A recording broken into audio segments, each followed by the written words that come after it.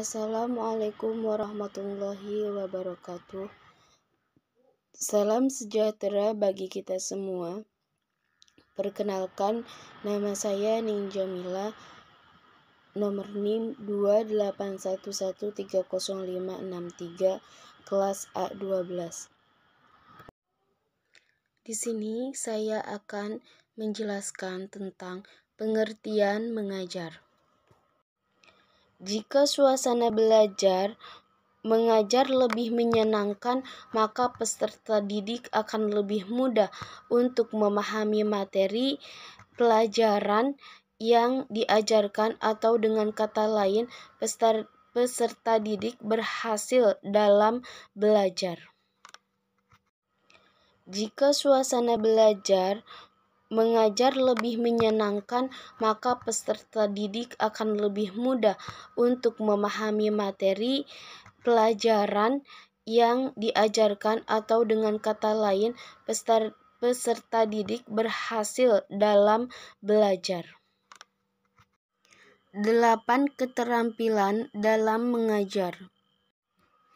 Yang pertama adalah keterampilan membuka dan menutup pelajaran.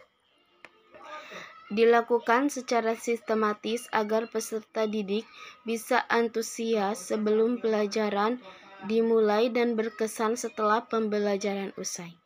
Yang pertama, keterampilan membuka pelajaran. Kemampuan untuk mengondisikan peserta didik agar mereka bisa fokus dengan materi yang dipelajari. Misalnya, menghubungkan materi yang akan dipelajari dengan materi sebelumnya, atau membuat apresiasi berkaitan dengan materi yang akan dipelajari. Yang kedua, keterampilan penutup pembelajaran. Penutup pembelajaran tidak bisa dilakukan secara terburu-buru, melainkan dikondisi terlebih dahulu, misalnya didahului merangkum dan dilanjutkan dengan berdoa. Yang kedua adalah keterampilan menjelaskan pelajaran. Keterampilan seorang guru untuk menyampaikan materi pada peserta didik, yaitu bertujuan untuk membantu siswa memahami berbagai konsep, hukum, prosedur, dan sebagainya secara objektif. Yang kedua, membimbing siswa memahami pertanyaan. Yang ketiga, meningkatkan keterlibatan siswa. Yang keempat, memberi kesempatan untuk menghayati proses penalaran. Yang ketiga yaitu keterampilan bertanya. Keterampilan yang harus dilakukan dengan baik dan teknik pelontaran penyampaian yang tepat. Keterampilan bertanya, seorang guru bisa membawa dampak positif bagi peserta didik, yaitu 1.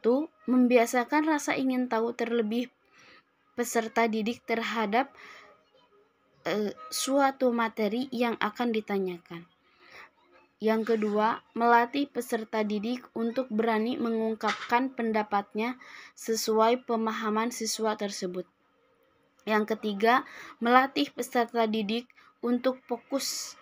Yang kelima, menciptakan komunikasi yang efektif antara guru dan peserta didik.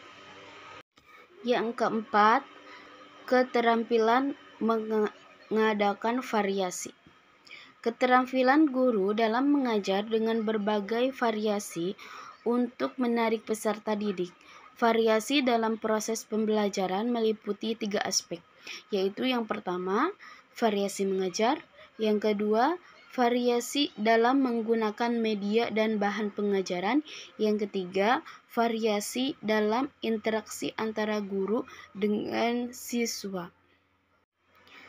Yang kelima adalah keterampilan penguatan. Keterampilan seorang guru dalam mempertahankan kemungkinan berulangnya suatu peserta didik. Keterampilan penguatan dibagi 2, yaitu secara verbal. Selanjutnya, yang keenam adalah keterampilan mengelola kelas.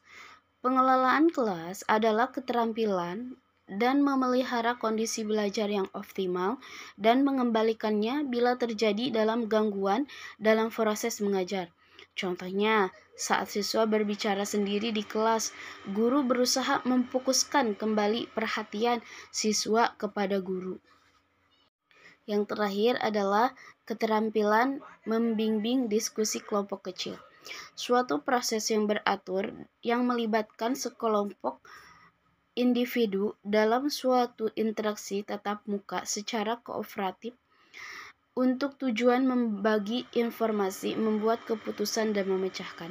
Contohnya, keterampilan membimbing diskusi kelompok kecil, guru mendatangi setiap kelompok diskusi kelompok, lalu memberikan materi atau permasalahan yang sedang didiskusikan. Yang ketujuh adalah keterampilan mengajar kelompok kecil dan perorangan. Bentuk pengajaran ini berjumlah terbatas, yaitu berkisar antara 3 sampai 8 orang untuk kelompok kecil dan seorang untuk perseorangan. Pengajaran ini memungkinkan guru memberikan perhatian terhadap setiap siswa serta terjadinya hubungan yang lebih akrab.